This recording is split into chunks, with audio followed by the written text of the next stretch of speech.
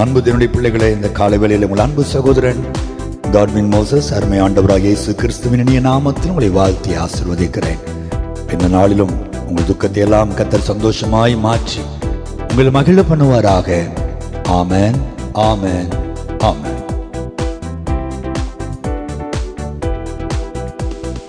கடந்ததை நினைத்து கலங்காதே, நடந்ததை மறந்துவிடு.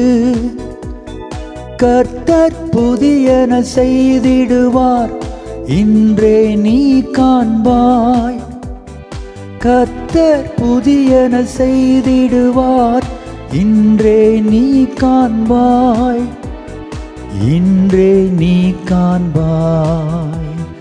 கலங்கிடவே வேண்டாம், நீ கலங்கிடவே வேண்டாம், கலங்கிடவே